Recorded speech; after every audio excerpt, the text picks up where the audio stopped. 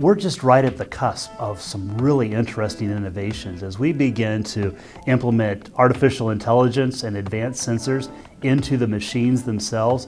With more farmers looking at additional levels of mechanization, commodity prices driving record-level ag machinery sales, and new types of technology, is the future of farming here? And if so, what does the future look like? Farmers buy precision ag equipment for multiple reasons. The first reason, oftentimes, because it makes sense. It makes good sense for a farmer, financially, but it also has a societal gain, as oftentimes there's less inputs involved, whether it's less diesel fuel or less active ingredient or crop protection chemicals. That's ultimately very good for the environment as well. AEM member companies are already putting technology in the field that lets the tractor drive itself, or precision spraying tech that reduces herbicide use and resistance by seeing and spraying only the weed. We're at the cusp of some really great technology that I think farmers will begin to see in their fields within the next year or two. It's not just row crop fields that are seeing new technologies and equipment either. Specialty crop is a pretty broad term, but it encompasses a number of things like fruits, so apples, strawberries, blueberries, vegetables, green beans, leafy greens like lettuce, cabbage, and then other things. You've got trees, you've got flowers, you've got aquaculture, so fish. It encompasses a number of different things, and so when we talk about specialty crops, it's a very broad term, but there's a lot going on there, and a lot going on in each part of specialty crops as well. The reason that there hasn't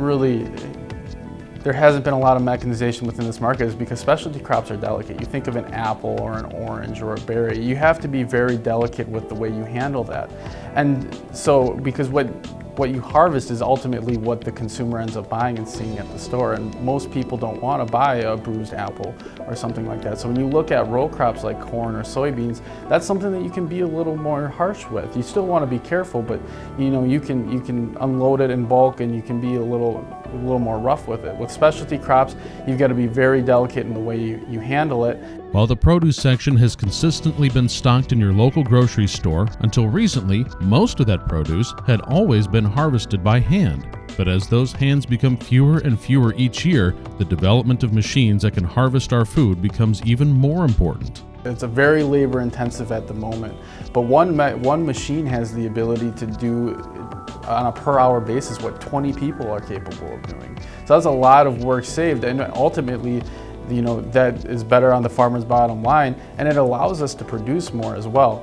And on top of that, as COVID has really kind of shined a light on, is the labor shortage and the labor issues that we're seeing in all across the industry in the U.S., no matter where you look, but specialty crops especially. It's amazing the amount of technology that's built into a tractor or into a combine or to a sprayer or to a seeder. But I'll tell you what, when you dive just a little bit deeper and look at what's right around the corner, it gets really exciting. Some of the most high-tech, data-intensive applications in technology today are happening in agriculture. And I encourage everyone to take a look at that because it's really exciting to see what the future holds for this technology. To learn more about the future of ag equipment, visit aem.org.